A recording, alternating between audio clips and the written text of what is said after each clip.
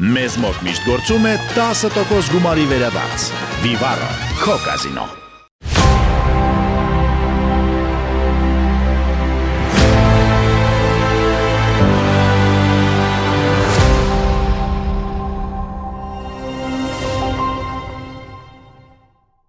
Hello and welcome to StratNews Global.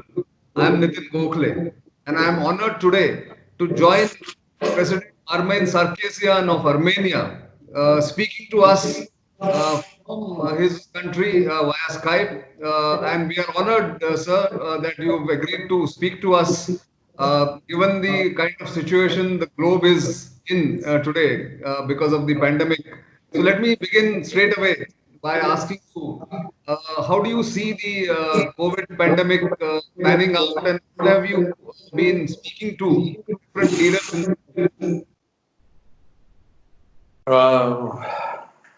You want me to speak about the pandemic, give some valuation. How do I see it? Yes, right. Fine. Let me start with something maybe that will sound a bit strange to you. Where we are now, I think is not because of the pandemic.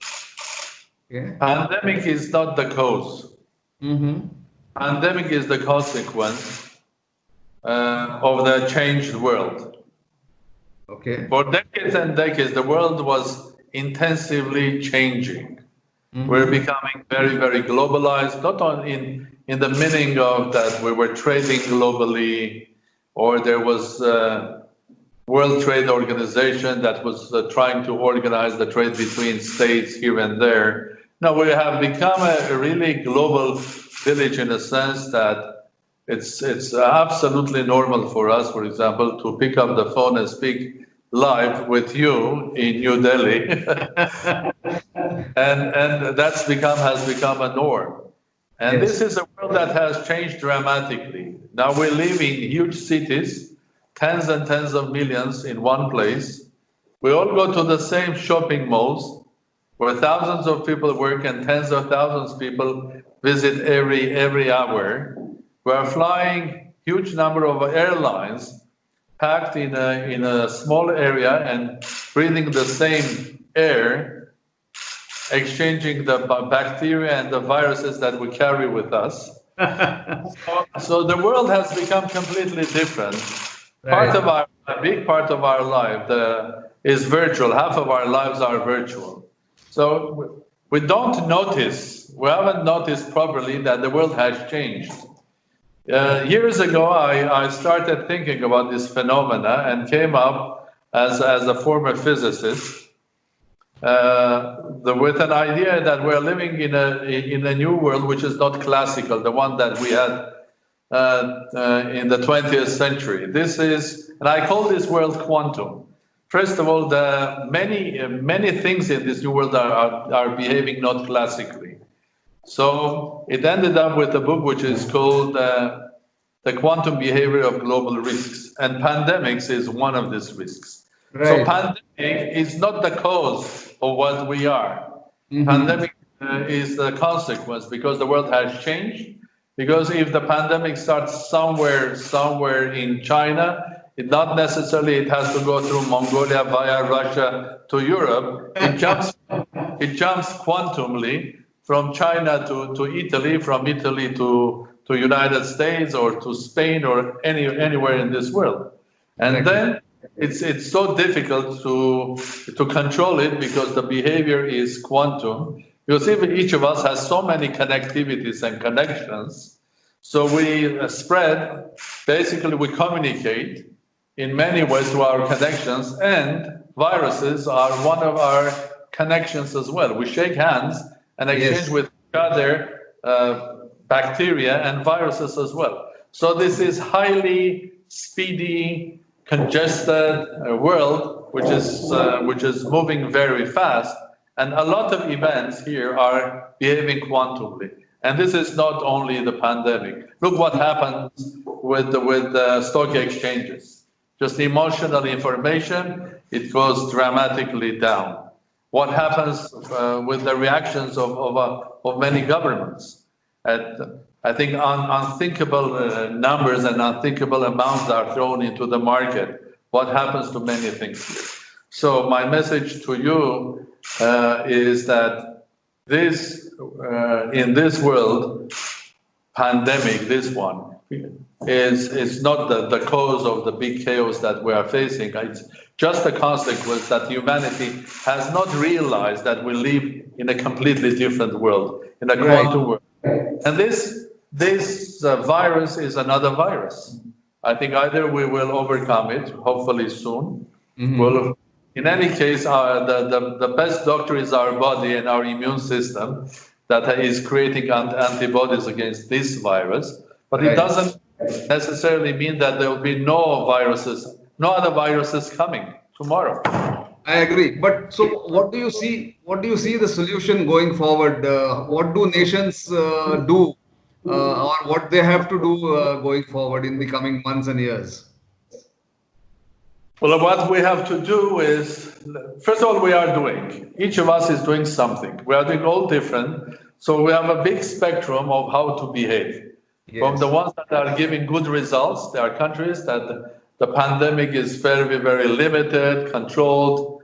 There are countries where it has become a big disaster. And it doesn't matter where. Are you in Europe or not? Take European countries like Italy or Spain or even Britain. I think you have huge difficulties in those countries. So what is happening? I look at this as if we humans are going through tests. So pandemic is a test. Right. First, remember, it's not the cause, it's the consequence. Correct. And second, it's a test, and it's a test for everybody. It's a test for humanity. I think we as humans, the global nation, apparently was not prepared for a simple virus pandemic. And we have not spent enough time, enough money, enough science in order to find solutions. It's a test for individual states. How do they behave? There are states that they were doing logical things. There are the ones that were doing something else and were not successful. So it's a test. It's a test for international organizations, starting from WHO and going up to even big states like United States. Different states are behaving differently. So it's a test. It's a test to European Union. I mean, claiming the unity in the European Union is one thing when you have huge spending on international laws, connections, speaking about common this policy, common telephone policy, common energy policy. But is there a common pandemic policy in Europe? Apparently no. And how do the European states react when there is a pandemic? Some of them basically panic. They close their own borders with the other members of the European Union, while the whole idea of European Union to act as an integrated institution. So it's a test for states, it's a test for organizations, it's a test for every each government, it's a test for inside every each government to the healthcare and medical services, it's a test to businessmen, be that you are Boeing or I don't know, or Toyota, perhaps, or whoever, up to it's a test also to big multinational virtual companies as well. In a lot of cases, the big companies have been affected negatively. Some of them have been affected positively. It's a test also to how good the managers are to manage their businesses, from the big up to the small one. It's a test of family relations. It's a test who is your neighbor. It's not only important what sort of medicine you are taking today or not. It's also how nice is your neighbor. Are you both keeping basically the simple rules of behavior, wearing mask or washing your hands? It's a test inside the family. And it's the set of individuals how responsible you are. Maybe you are young, but you are not responsible, and you are getting the infection or the virus, and because you are young, it's not difficult for you, but then you carry it to someone who's elderly or sick, so you're not responsible. So it's a test for the humanity. True. True. But these tests were there. There were tests for humanity on for example, environmental issues. For many decades, we were ignoring the calls for it to look more seriously on the environmental. Now, with the test of coronavirus, I can give you an example. When I'm watching my house from the top floor, I'm watching the city. It's absolutely crystal clear because there are not enough cars, there are not enough factories working, so the air is fresh. So you can even breathe that. I'm not sure about New Delhi. I can tell you, President, in New Delhi, we are experiencing once in a lifetime beautiful weather in the height of summer, which are normally we get 45 degrees temperature in the month of May. Today we are not going more than 35 or 36 degrees, crystal clear skies. So I agree with you fully on that. I think that it's another test in our lives. It's also the test how the financial markets are behaving or the governments. Imagine 5 years ago, if the US government would announce that they are going to invest in the economy $1 trillion or two, I think people will be shocked. And if that $1 trillion was invested, let's say, in biotechnology or healthcare or medical supply or fighting against making our nature or the air not clean, I think that $1 trillion would have made a big change. So it's a test. What's this coronavirus? I agree. But let me ask you more about your theory of quantum politics, because you are somebody who's watched it and you've spoken quite extensively about it.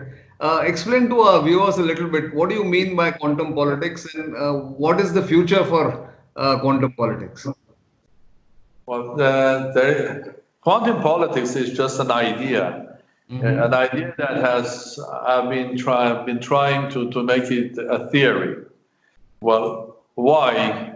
Because I'm a physicist, and I was a theoretical physicist that was operating with quantum mechanics and theoretical physics, and basically dealing with big objects like stars and so on and so forth. When I started very young doing that, one of my favorite scientist was Professor Chandrasekhar, Nobel Prize winner. Yes. And the idea is that if I simplify, because I don't want to make this a course of theoretical physics with you, and how the ideas of quantum mechanics can work in social life, in politics. To make it simple, first of all, the life that we live now is not the one that was there 50 years ago. Correct. It's past because of the technology. We are interconnected we're interlinked, and many things, their behaviors are not classical at all. And many things, what is happening in our lives, it's difficult to explain. Yeah. And many things are changing, and they look a bit odd. So was the case 100 years ago when physics was still classical, and people couldn't explain new phenomena that was happening with small particles or a big crowd of small particles like elementary particles, plasmas. They didn't know how to explain effects until they realized that the normal classical logic no longer works. You see, it was confusion. Like there's a lot of a confusion of political theory and understanding what's happening in this crazy world. Until people started understanding, and geniuses like Albert Einstein, Max Planck, and others understanding that the ordinary logic, the classical logic that you were using in classical physics doesn't work. I think that small elementary particle has many connections, and I think that it doesn't move according to classical physics. For example, if you try to fix his position, then you will have a probability of him being everywhere. If you want to try to fix his velocity, then you will find out that he can be everywhere, anywhere. So you're thinking more about the probability of the event because of the interconnection and interlink and so on. The same is happening with our world. let's imagine you look at the world where live 10 billion people. Okay, each of us is a particle with a lot of features and a lot of features and connectivities. We interact, starting from this interaction, coming up with exchanging with viruses. Okay. And this interaction in many ways is not classical because this goes through with the speed of light.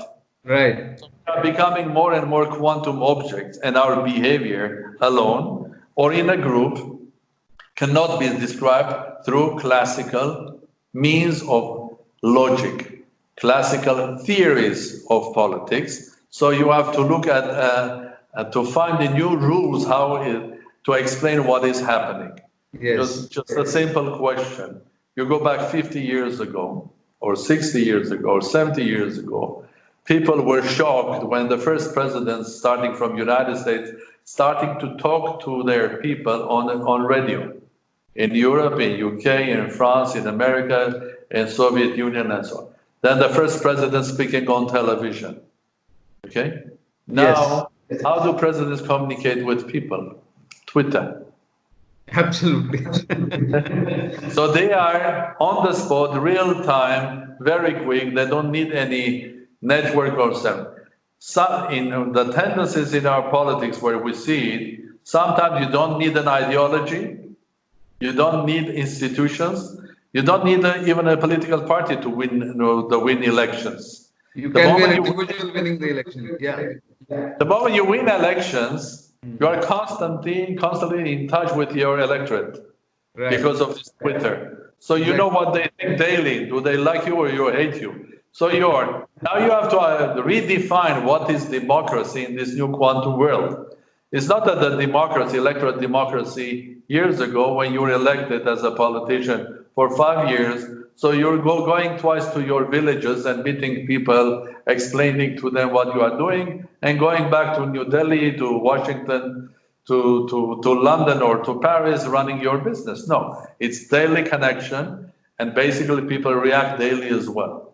So, plus, another feature of this quantum world, politics and entertainment were always close to each other. Go back to ancient Egypt, go back to your history, go back to ancient Rome, the gladiators, the emperors. Now it's even closer and closer. I mean, a part of politics has become entertainment, and some great entertainers have become great politicians. I can give you many, but on the surface of the idea, the basic idea is that this is a completely different world, and we have to rethink many of our values, many of our the way we exercise logic, because all the old theories and logic and approaches, they don't work. Because if we'll continue using it, we'll fail.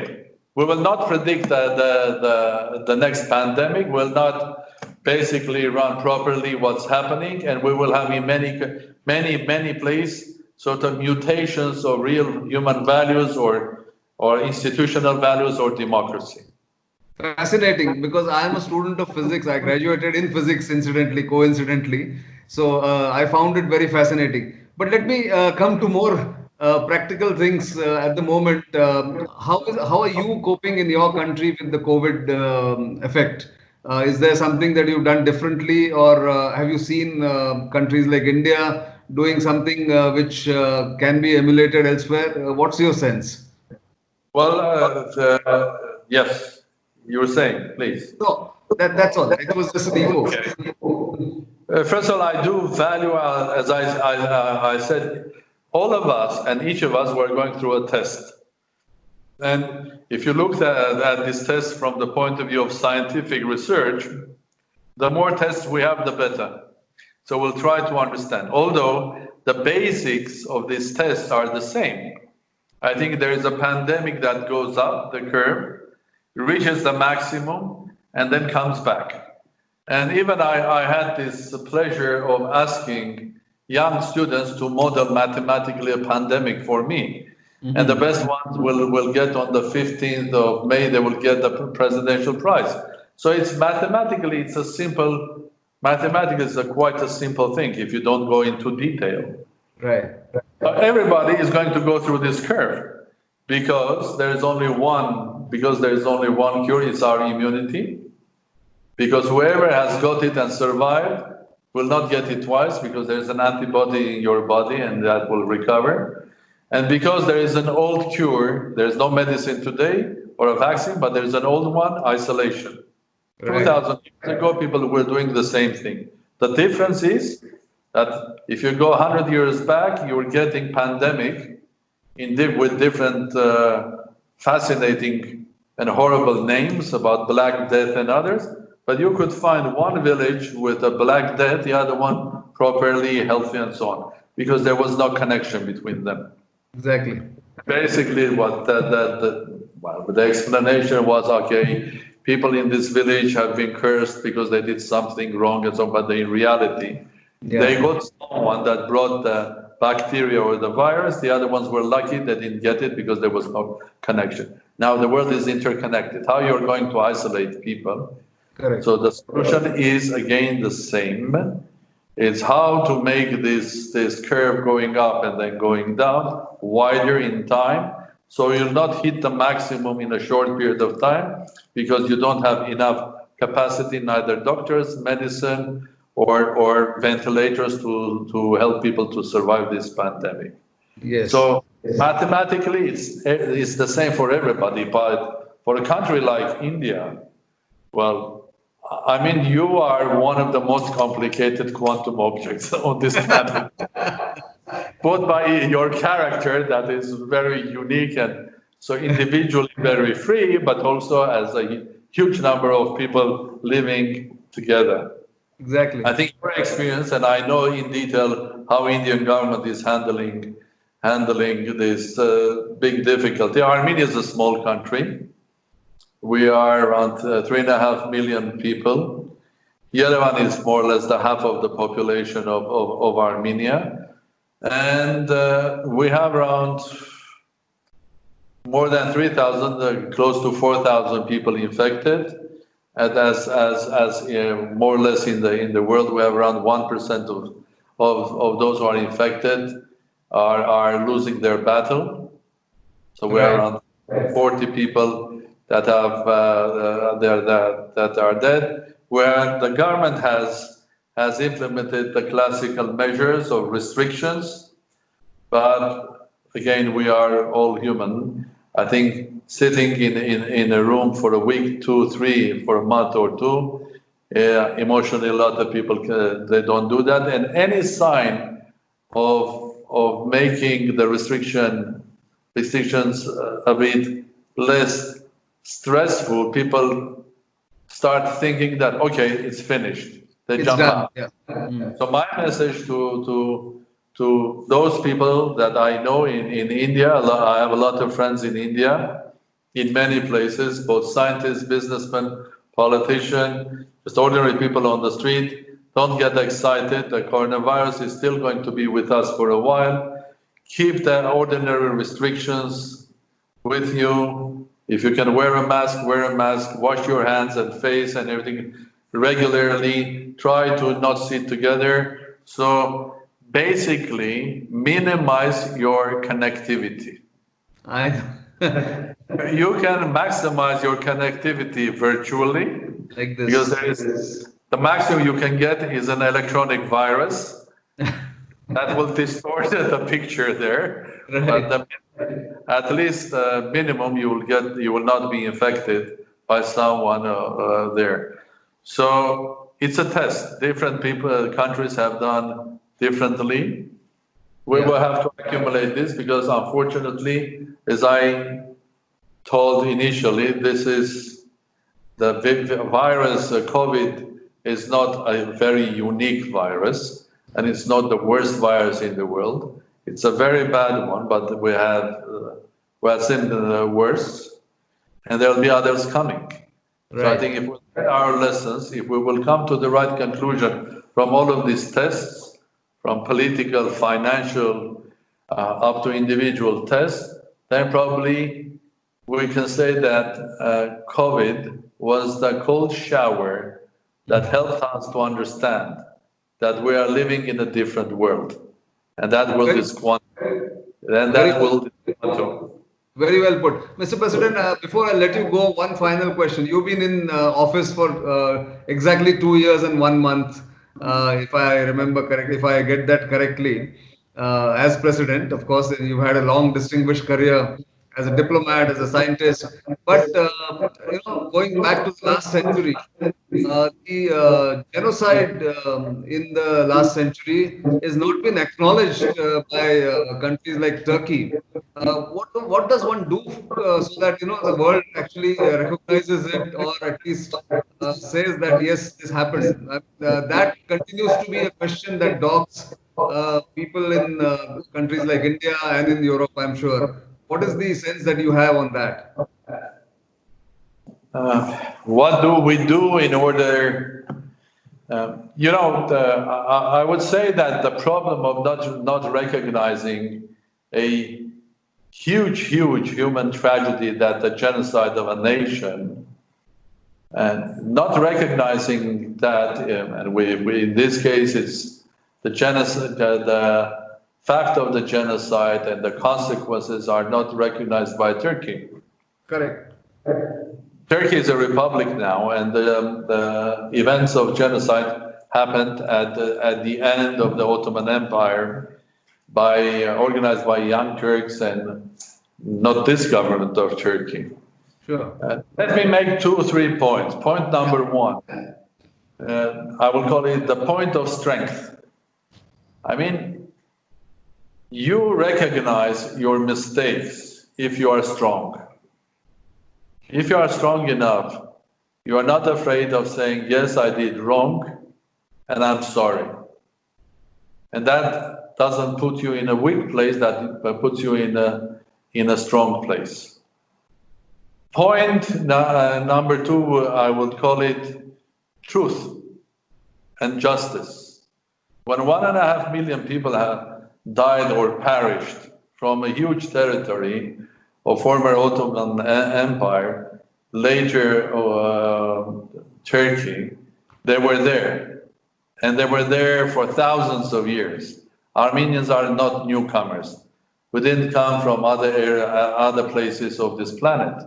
We were always here for several thousands of years, always. And where did these people perish? So what about their culture? What about the thousands of churches they left behind them? Thousands of towers of castles, thousands of cultural centers, huge literature, and so on and so on. Where these people perished? So there is that important point of truth and justice as well. Now, what should I do in order to tell Turks to recognize? Nothing. I think there is the history, and the world has recognized it. And I think if Turkey one day, the Turkish government, and of course through the government it will go to the people, they will recognize the Armenian genocide. First of all, it will be good for the people of Turkey and the state of Turkey. Because if you want to join specific values or specific culture, if you want to, for example, Turkey wanted to join European Union, but one of the big European values that is keeping Europe together today is tolerance.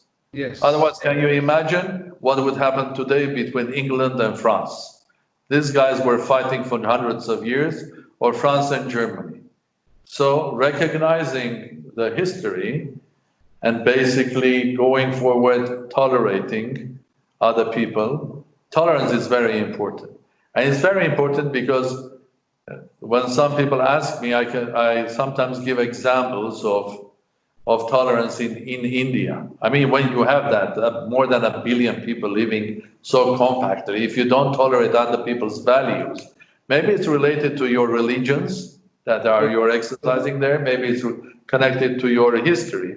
But what I have seen in India, of my many visits as a free man, first of all, is amazing and fascinating. The way you exercise in a country like India democracy, which is one of the most successful democracies in the world because of the size of democracy. And the diversity that we have. Armenians, and when I look at the genocide of Armenians in 1915, we lost 1.5 million people. If you make a simple mathematical calculation, that would mean that if you take our worldwide Armenians that are around 10, 12 million, 3.5 in Armenia and then worldwide, probably we would have been now 20, 25 Armenians. So this is not a loss of lives of 1.5 million, also it's a loss of a generation of people who are unborn today. Now, we were always in Armenia, but we were always people on the crossroad that were carrying many cultures, information, and traders. We were in India, 1,000 years ago, or 2,000 years ago.